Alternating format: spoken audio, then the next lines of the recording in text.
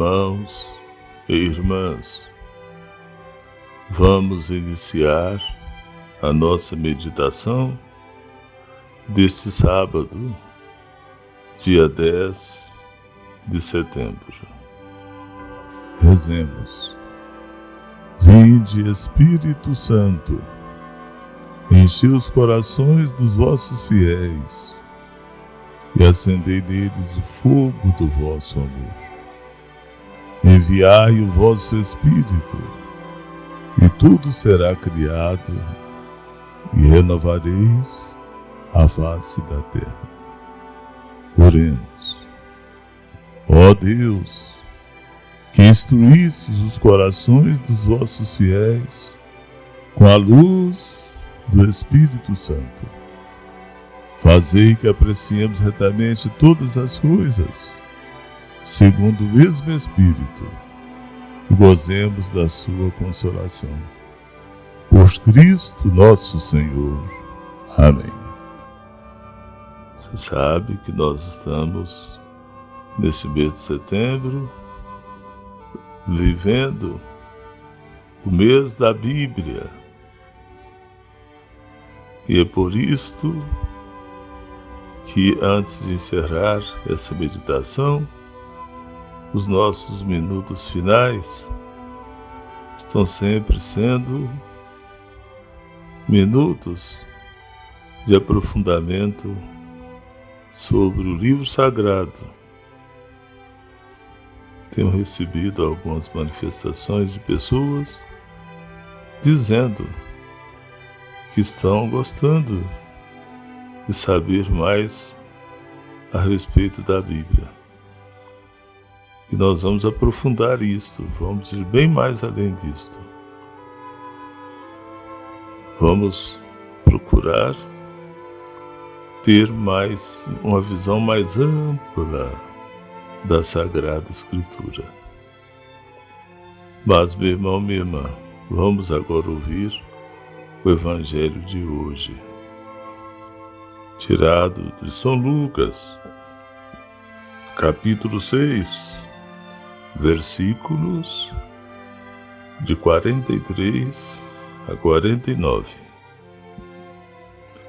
Naquele tempo, disse Jesus aos seus discípulos: não existe árvore boa que dê frutos ruins, nem árvore ruim que dê frutos bons. Toda árvore é reconhecida pelos seus frutos. Não se colhem figas de espinheiros, nem uvas de plantas espinhosas. O homem bom tira coisas boas do bom tesouro do seu coração. Mas o homem mau tira coisas más do seu mau tesouro, pois sua boca fala do que o coração está cheio. Por que me chamais Senhor, Senhor, mas não fazeis o que eu digo? Vou mostrar-vos com quem se parece todo aquele que vem a mim, ouve a minha palavra e as põe em prática. Quem faz isto é semelhante a um homem que construiu sua casa, cavou fundo e colocou o alicerce sobre a rocha. Veio a enchente, a torrente deu contra a casa, mas não conseguiu derrubá-la, porque estava bem construída. Aquele, porém, que ouve e não põe em prática é semelhante a um homem que construiu uma casa no chão, sem alicerce. A torrente deu contra a casa, e ela imediatamente desabou, e foi grande a ruína dessa casa. Palavra da salvação. Meu querido irmão, minha querida irmã, esse Evangelho mexe com a gente. Primeira coisa que a gente deve entender desse Evangelho, preste atenção nisso aqui, que isso vai te ajudar muito. Você precisa ter um bom coração. O que é ter um bom coração? Lá dentro do seu coração tem que ter um tesouro. E tem que ser um tesouro de coisas boas. Deve ser um tesouro onde encontra o amor, o perdão, a bondade, a solidariedade. Essas coisas, essas virtudes tão importantes. Mas, meu irmão, minha irmã, esse evangelho também deixa pra gente muito claro que na vida a gente vive construindo o que a gente vai ter ou o que já estamos tendo, nós construímos. Você sabe, preste atenção nisso. Nada vem pronto. As coisas são construídas. Tem que ser realista, não é? Olha, vamos pegar um casamento. Um casal de namorado, depois ficam noivos, depois casa. Mas o casamento não é só ir à igreja e casar, não. O casamento não é só o casal ir à igreja e fazer os juramentos. O casamento significa o que você vai construir a partir daquele compromisso ali do casamento, a partir da união. O que vai ser do seu casamento vai depender do que você constrói. O que você está construindo? Você tem que ser muito cuidadoso com isso. As pessoas, às vezes, muita gente não tem responsabilidade. Talvez não constrói lá um casamento baseado no amor, na responsabilidade, no comprometimento, e depois quer que o casamento dê certo.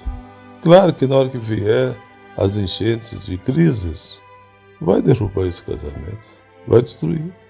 Ele não tem base, você não construiu direito.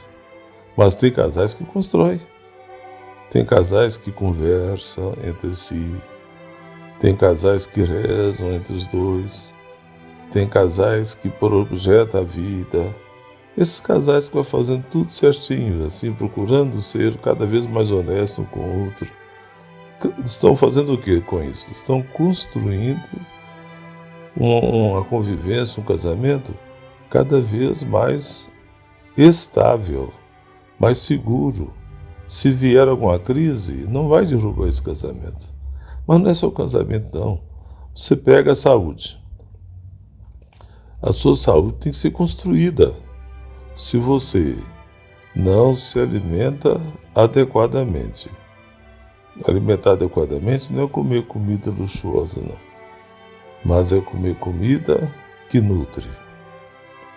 Se você não cuidar do seu psicológico, deixar que as suas preocupações vivem causando tensão em você, se você não dorme uma quantidade certa de horas de sono todas as noites, se você não faz atividade física, nem que seja uma caminhadinha de meia hora todos os dias, se você não cuidar de você, olha, uma coisa é certa, a doença vai chegar. Você já ouviu falar, e claro, você sabe muito bem, o que é baixa imunidade.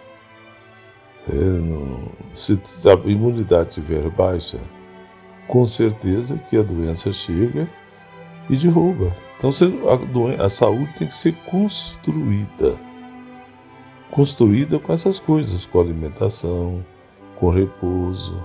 Você tem que filtrar mais coisas que você fica pondo em sua cabeça.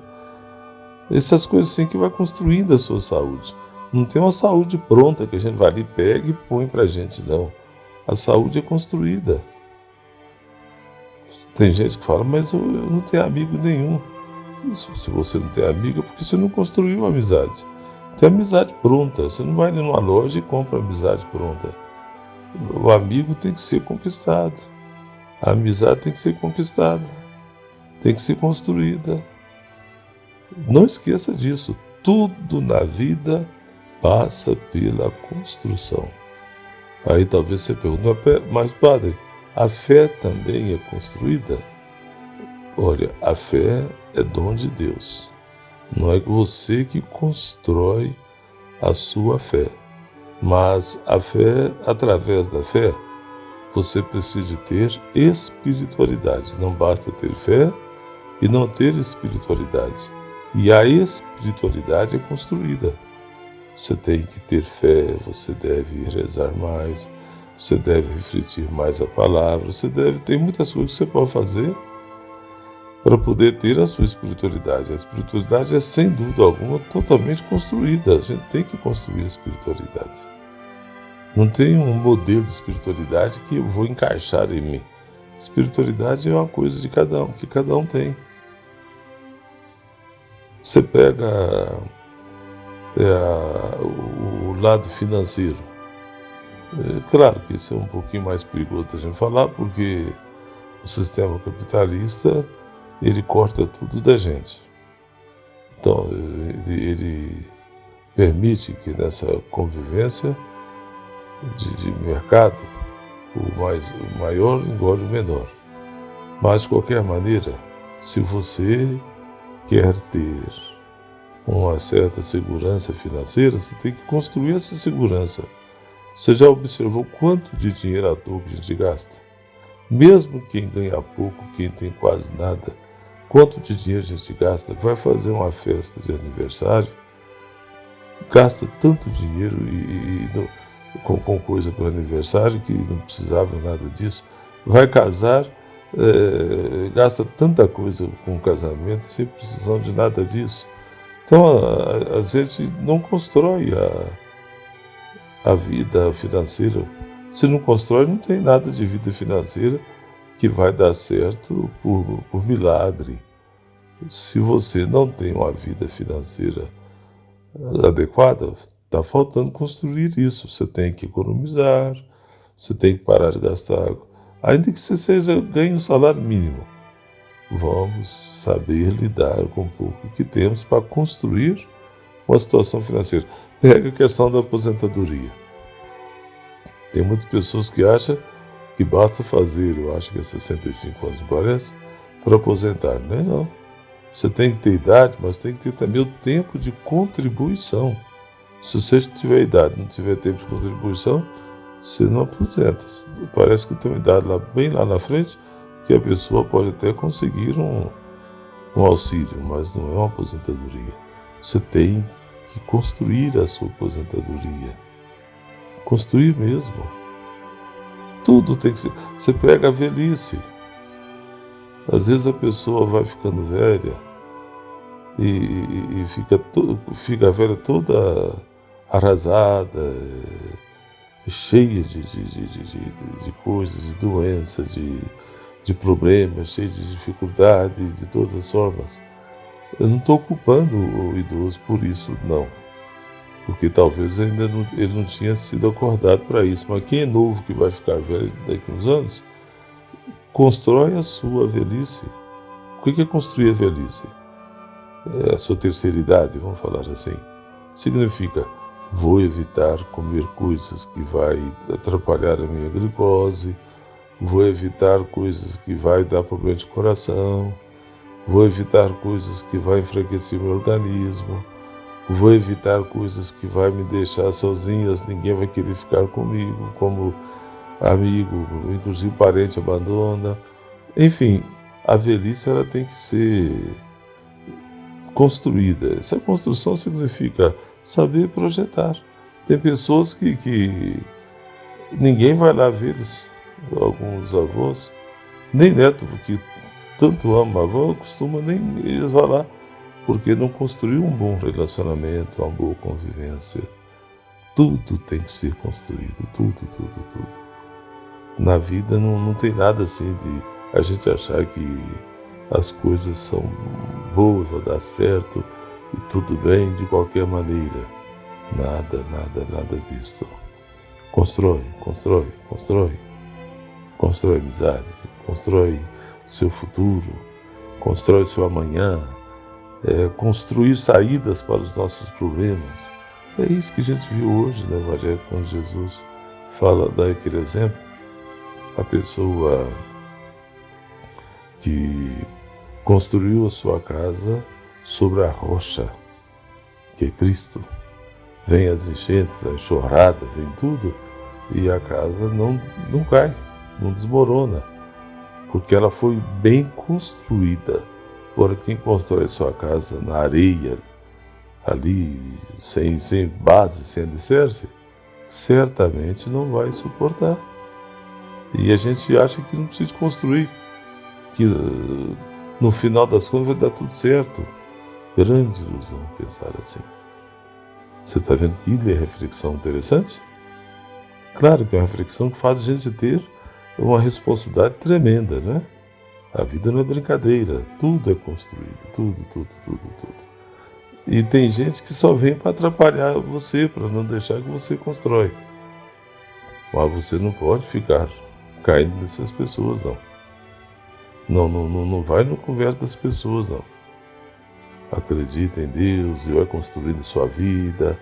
É tudo que você pretende, que você objetiva aí, almeja, constrói.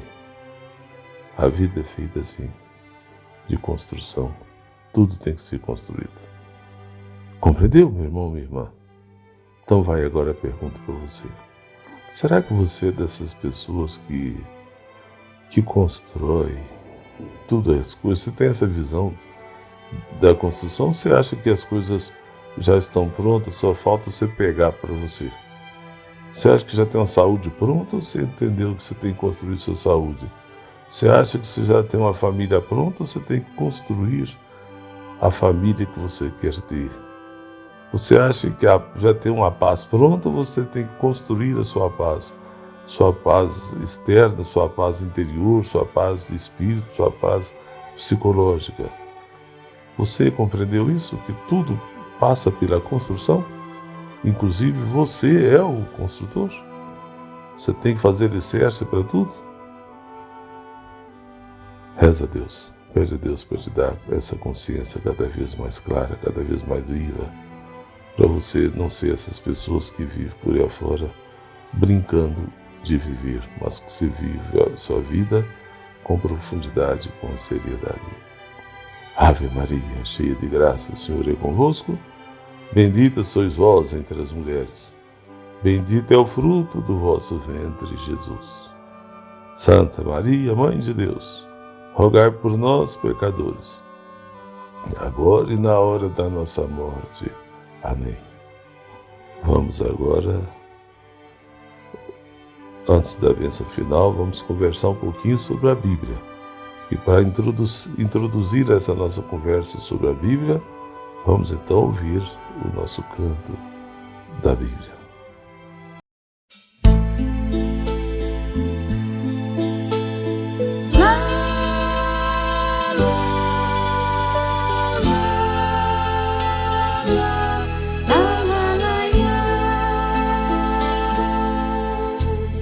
Tua palavra nos chegou por meio das tradições, contada de boca em boca, atravessou gerações.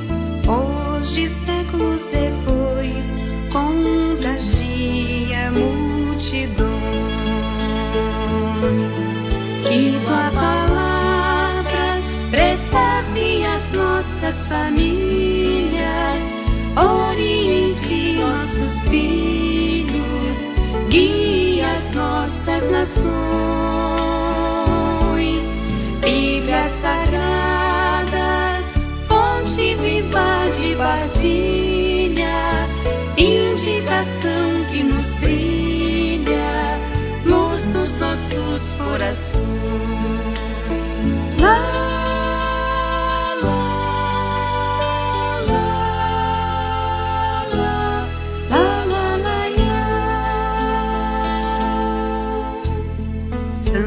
73 os livros com tantos ensinamentos, cartas pastorais, históricos, proféticos e agrupamento, com resposta para tudo, Antigo e Novo Testamento. Que tua palavra preserve as nossas famílias, oriente nossos filhos e as nossas nações. Bíblia Sagrada, fonte viva de partilha, indicação que nos brilha, luz nos nossos corações.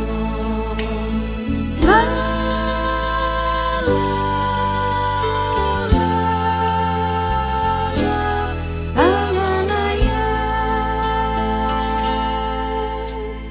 Este compêndio tão sagrado fala ao nosso coração, de Abraão a Jesus Cristo, fica uma grande lição. A fé ultrapassa a morte e nasce com a ressurreição. Que tua palavra preserve as nossas famílias, oriente nossos filhos, guie as nossas ações. Bíblia Sagrada, fonte viva de partilha, indicação que nos brilha, luz nos nossos corações.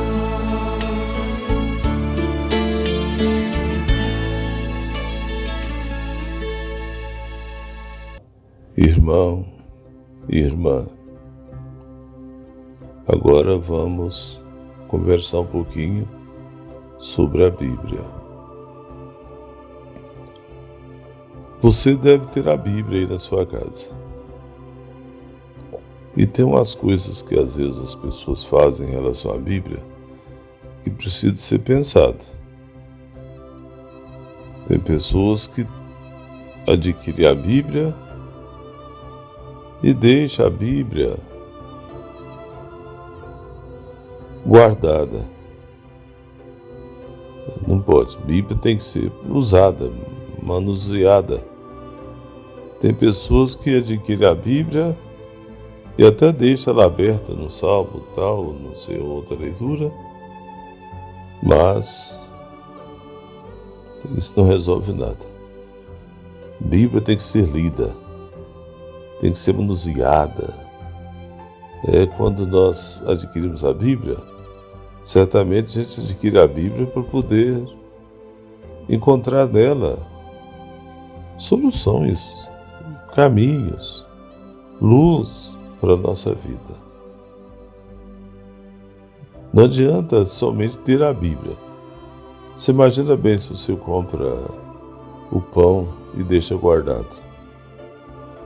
Você compra um alimento e não mastiga aquilo, não engole, não digere aquilo.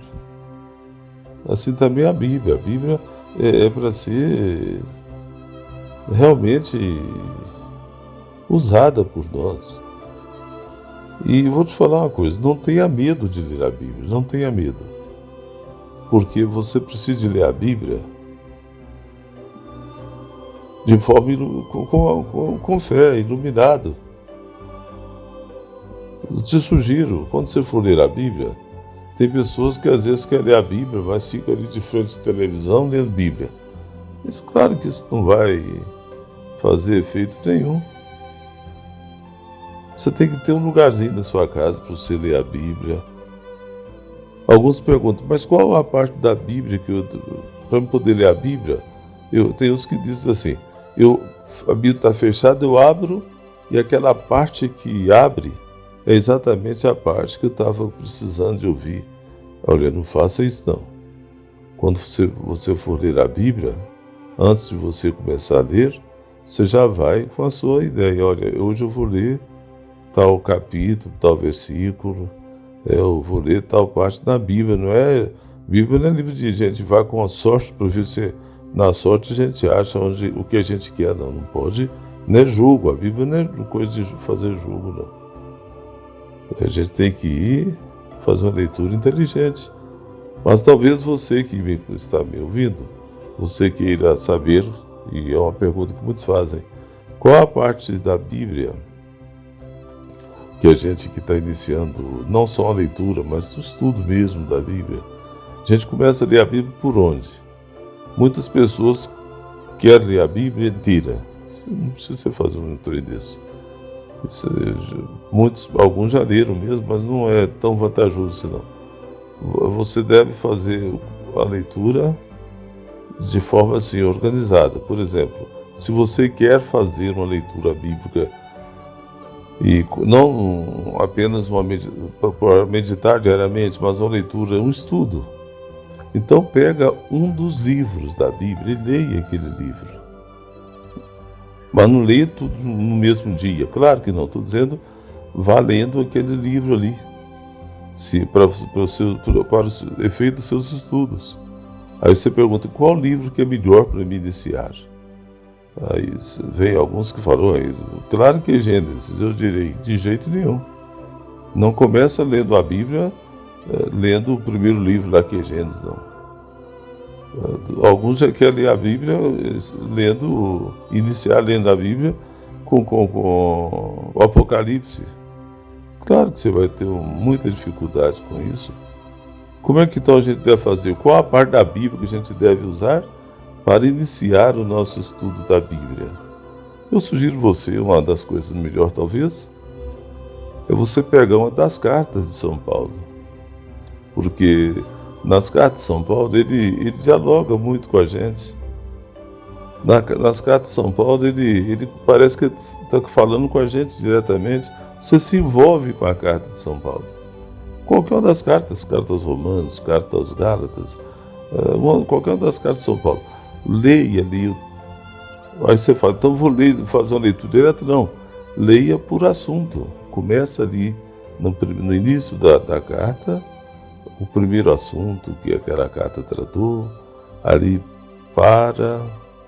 analisa um pouquinho, faz silêncio, deixa Deus te iluminar, te mostrar o que você precisa de ver nessa carta. Depois que você terminar ali de concluir a sua leitura daquele assunto, aí passa para o assunto seguinte na mesma carta. E assim você vai ler a carta todinha dessa maneira. Você vai ver como que é delicioso uma leitura assim, organizadinha.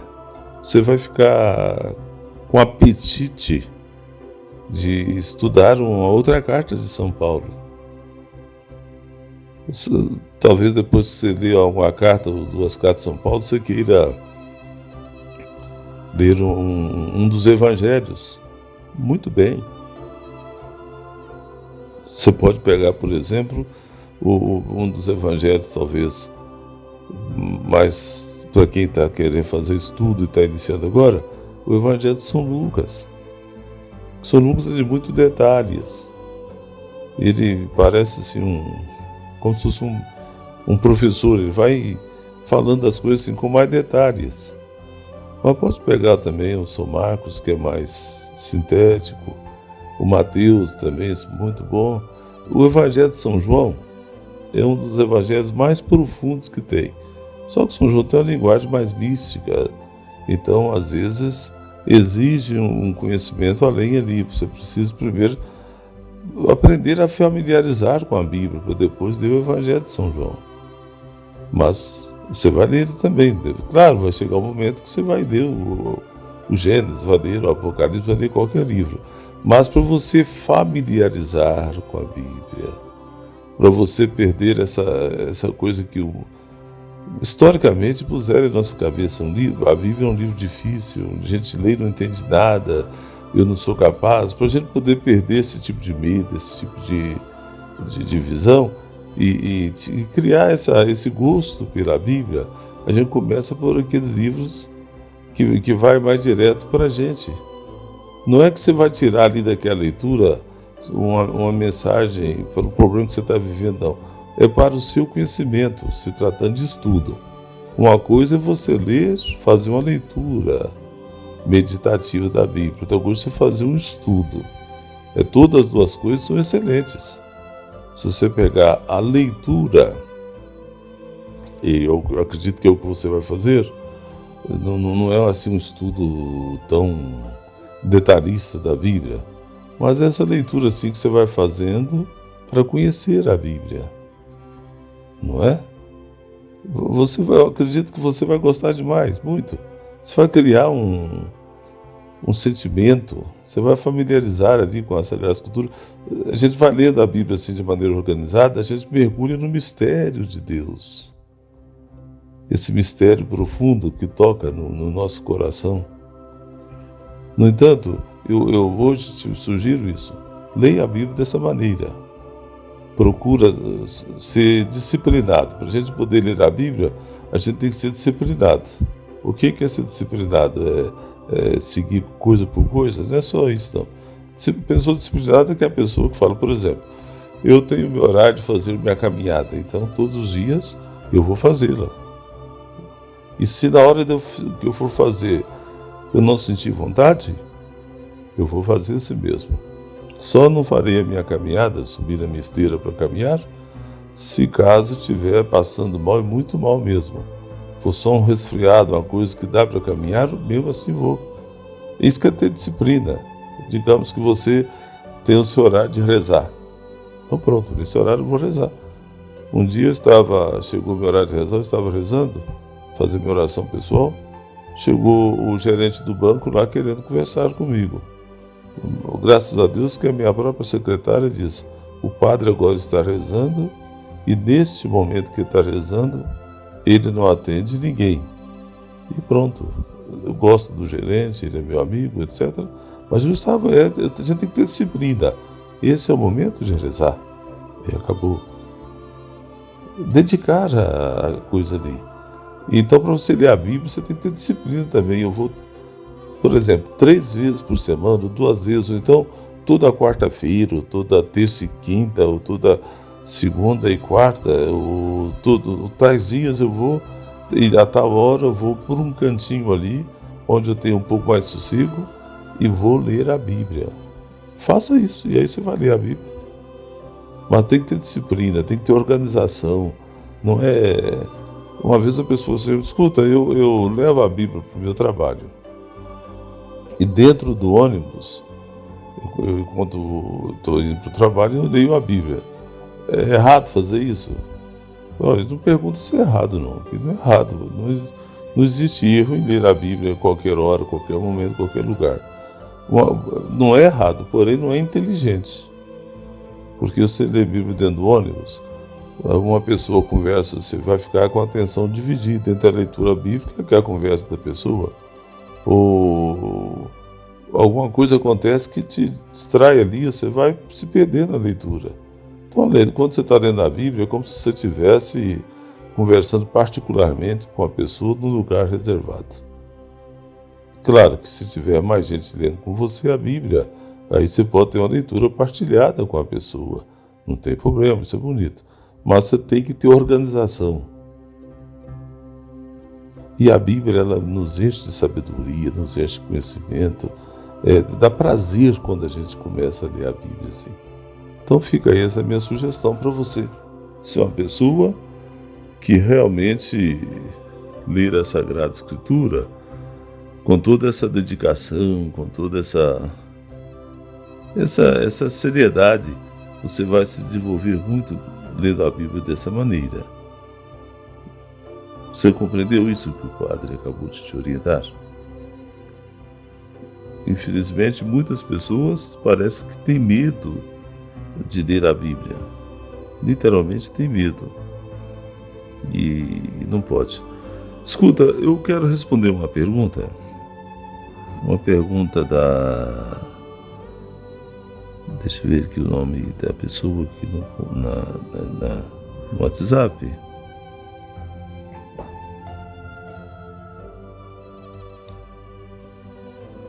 É a Célia. Célia aqui do bairro Canaã. Obrigado, Célia, por você mandar para mim essa pergunta, viu? Fiquei satisfeito, feliz. E todos vocês que quiserem, manda também. Eu vou responder as perguntas. A Célia pergunta assim para mim: Padre, por que a Bíblia da Pastoral é diferente da Bíblia Santa Maria? O significado das palavras são os mesmos. Obrigado. Ô, Célia, pode ter certeza que o significado é o mesmo. A diferença da Bíblia Pastoral e da Bíblia Santa Maria é apenas questão de tradução. Quando a gente vê uma coisa, tem uma coisa bonita, tem gente que fala, olha que bonito. Outros falam, olha que lindo. Outros falam, olha que maravilhoso. Tem o mesmo sentido, são palavras diferentes, que significam a mesma coisa. Então a Bíblia, tanto a Bíblia Ave Maria, não é Santa Maria, é Ave Maria, não é? Tanto a Bíblia da editora Ave Maria quanto a Bíblia da Pastoral são Bíblias confiáveis e sérias, pode ter certeza, não tem problema nenhum não. É questão só de tradução mesmo, viu? Obrigado pela sua pergunta. Então vamos agora receber a bênção especial desta quinta-feira. O Senhor esteja convosco. Pela intercessão da grande Mãe de Deus, Maria Santíssima, desça sobre todos vocês e vossas famílias, bênção de Deus Todo-Poderoso, Pai e Filho e Espírito Santo, e permaneça para sempre. Louvado seja o nosso Senhor Jesus Cristo, para sempre seja louvado. Até amanhã, se Deus quiser.